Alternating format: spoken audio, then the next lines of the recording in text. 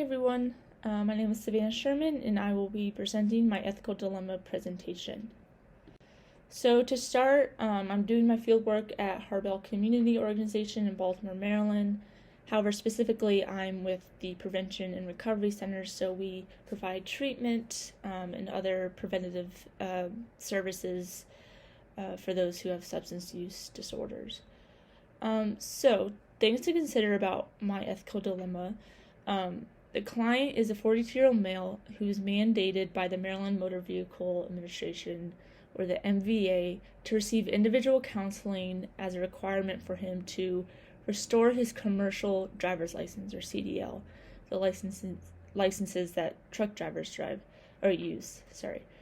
The client was charged with the DUI 3 years ago and has been sober of alcohol ever since. However, with the CDL up for renewal, the MVA wants him to go through treatment. Clients are required by the program to submit a urine sample at least once a week and demonstrate 30 days of sobriety in order to be considered for completion. The client has expressed some worries about his inability to provide a urine sample. The client is a practicing Muslim, and Ramadan is about to start, which is the holy month of fasting. So between sunrise and sundown, they have to refrain from food and drink to include water. Thus, the client does not think he will be able to provide a sufficient urine sample due to his limited intake of liquids during the day. So the ethical dilemma is that Harbell has a legal responsibility to follow the policies and procedures of the program. For example, if a client does not submit a urine sample, they're expected to return within 24 hours. If they don't, this will result in an administrative positive. And of course, because this client was referred by the MVA, we would have to report that.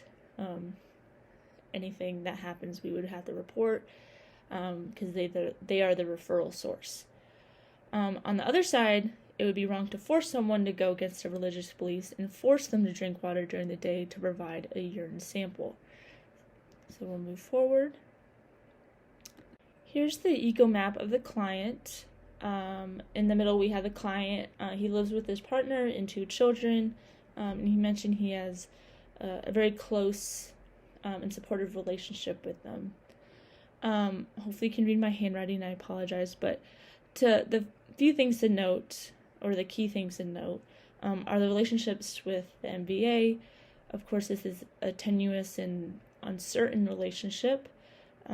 His completion in this program is, it's necessary for him to get his CDL and, of course, continue working to support his family. And, of course, his relationship with alcohol, the substance use disorder, although he's been sober for 3 years, substance use disorder, of course, is a disorder, so there's going to be constant triggers, and so it's always important to stay atop of it and all that and receive treatment. So, of course, this is a stressful relationship. And then we have the legal system. Of course, kind of the reason why he has to renew his CDL is because of his history of DUIs in the past.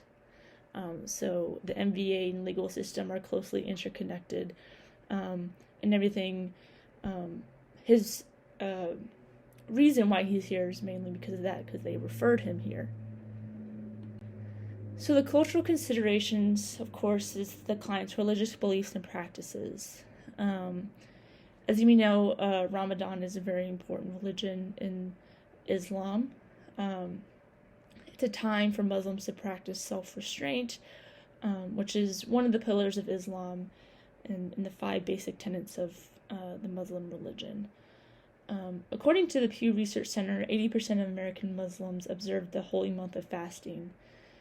In that 80%, there's little distinction between Muslims who are born overseas or in the United States, black or white, men or women.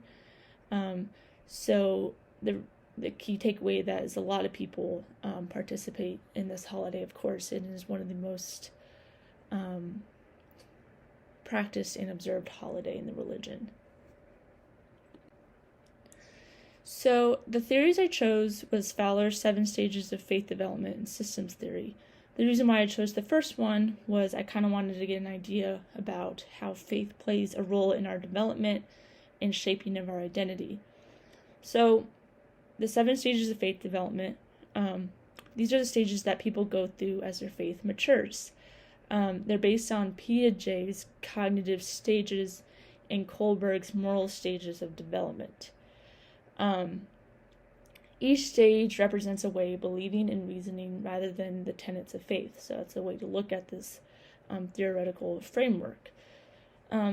Generally, during middle age and beyond, an individual has integrated their own beliefs into their perception of the physical and spiritual universe. And they often confront conflicts in values and ideas, and they strive to establish their individualized belief system. And of course, systems theory is very important. This is a very important theory with the work of substance use. There's genetic and environmental factors that can contribute to a substance abuse disorder. Of course, the individual with this disorder can impact the family system, and vice versa. The family system can impact one's substance use disorder. With that being said, it's often influenced by their surrounding environment, and these can either be positive or negative influences. For example, dysfunctional systems can promote and foster addictive behaviors for some individuals that are in that system. Addressing a substance use disorder is to address the client systems as well. So it's important to determine whether the system they are in are either promoting or discouraging the addictive behaviors. So for example, with this client church, that's a very important system, community that he has that has been very important in his recovery. So the ethical framework is Elaine Congress's ethic model of decision making. Of course, ethic is an acronym. The first one is to examine relevant values, such as personal, societal, agency, and client professional values. Second is think about the NASW Code of Ethics. And here, with my particular case, the value that is significant to this is, of course, dignity and worth of a person. And under that is the ethical principle is that social workers should respect the inherent dignity and worth of a person. And that involves someone's religious beliefs because that's important to them and that's what makes them who they are. So it's important to respect that and not provide any judgment. And of course, the ethical standards are competence and cultural competence. Social workers should exercise careful judgment and take responsible steps to ensure the competence of their work and to protect clients from harm. And with cultural competence, social workers should demonstrate understanding of culture and its function in human behavior in society. And next we have hypothesized consequences of decisions. So of course there's various multiple decisions that could happen. For example, him taking a urine sample in the morning.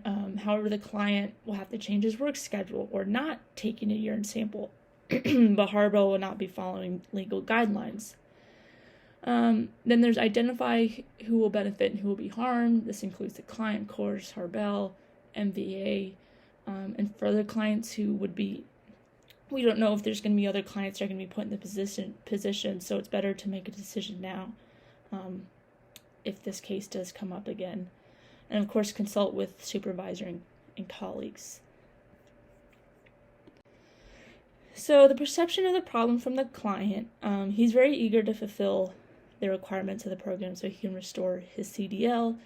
Like I said, it's been 3 years since his DUI. He's been doing good. So this is kind of feels like an inconvenience to him that he has to do this all over again. However, of course, he worries about his inability to provide a urine sample, And similar to the first bullet point, his plan, according to him, is to maintain his abstinence from alcohol. He's very forthcoming with that. Strengths and limitations. He's been sober for 3 years. He's expressed and exhibited motivation to finish the program. He has a close relationship with his partner and 2 children, and he has a steady job delivering furniture. However, his work schedule is rigid. With that being said, his overall schedule is not that very flexible. So if we were to tell him to come in during the early morning to provide a urine sample, we don't know if that's a possibility because it all is up to his work. He's often late or absent from weekly individual sessions, possibly due to his work. So he does have a lot of other commitments that are going on, and work is very important to him. So this has taught me multiple things. One is that it's important to be patient during ethical dilemmas like these. Even though we want to find a solution quickly, there's the possibility of overlooking key elements of the situation, which can be counterproductive and produce negative results. The second thing this ethical dilemma has taught me is to, of course, keep an open mind, to include continually checking myself for internal biases.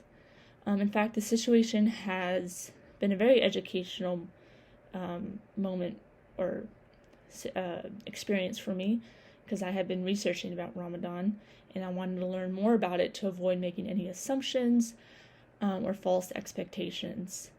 That being said, I've unfortunately heard some of my colleagues make some insensitive comments about Islam or Ramadan, and that's kind of their basis for their decisions. It's times like these I have learned to speak up when it looks like decisions will be made on false pretenses and negative biases.